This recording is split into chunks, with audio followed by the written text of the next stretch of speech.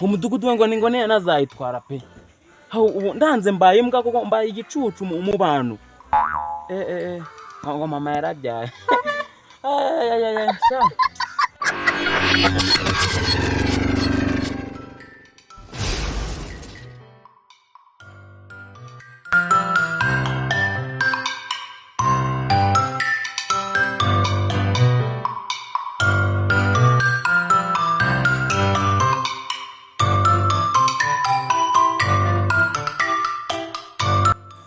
Nabi ikigoryi ariko iki kintu ntagitekerejeho rata nanjye nkibaza impamvu nagiraga gutya icyumweru kikajya gushira nifitiye amafaranga none dore icyumweru kigiye gutoboka nta n'amafaranga na makeya nisigaraniye ariko ikintu kiri kubitera nagaragaje ubugoryi cyane uyu mwaka sha umwaka utangira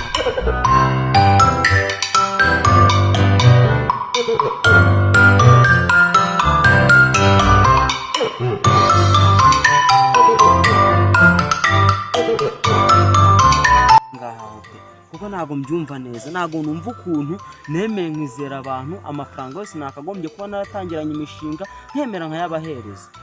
ese mama ngiye nacumuye iki koko kuki byanga bikanga dore nagize gutya nsoza amashuri nari narize mega ariko ikintu kimbabaza ni ukuntu abantu bose twiga amasayanse twaza muri ubu buzima tugatangira kwa Afrika muri ubu buzima iki kiyede gituruka koko mama icyo ni ikibazo nawe ukwiye kudusubiza pe.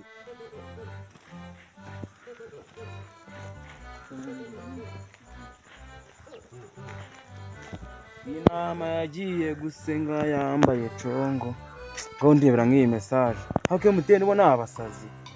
umuntu abatarana n'amagara ngo amafaranga arashize agiye heza nta bagent bakoresheje oya ni megabyte ni je megabyte mereje aha murakoze kabisa kanzenze nibaza ukuntu umuntu ubusoje amashuri 6 yarangiza akaza akagaragara hanze hanga nk'igicucu pe ntago mbyumva neza icyo ni ikibazo nkwiye kwibaza none ko nizicunga mutungo nkaba ari ngiye ntangiye nkwangiza ubwicunga mutungo nize niri nakagombye kuba size ngizi mfite amafaranga ariko nta muntu uri kundeba ndi kwivugisha mu muhanda ra urabona bije zanjye wajya naje kuzipangira mu muhanda ariko ntago biraza gukunda pe Rami boy we igihe turaza guhura ntago wambwira ukuntu muri iyi minsi rwose ibintu biri kugaragara pe mudugudu murema amafaranga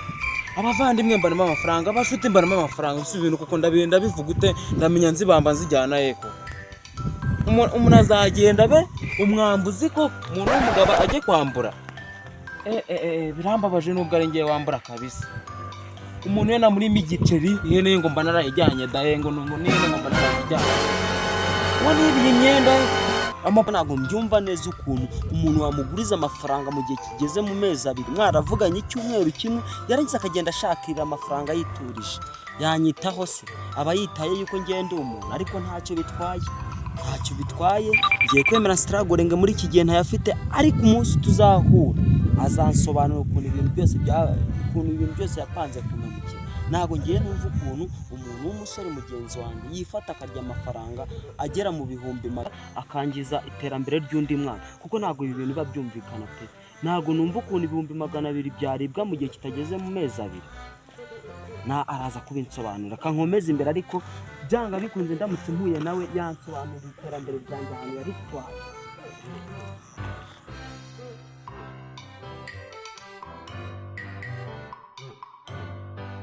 uwo natwariye ipantaro ngo namutwariye bogizo natwariye inkweto ngo ni tapi cyangwa se amasogisi nanjye maze gukabya pe ariko kiriya gihungu cyo Ice Boy wazanyica pe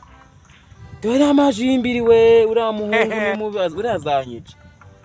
kuno amafaranga yese nayafashe ngiye kuyamaza ikisha yafashe ndagiye nyari ndi amandazi birarangiye ndi imineke nguza amapera nose bijyanya byamariye iki sha ibintu ntago ari byo kabisa ibintu ntago ari byo rwose biraza kunkora umudugudu we ngo ni ngo ne nazayitwara pe ubu ndanze mbaye imbwa koko mbaye igicucu mu bantu ngo mama yarabyaye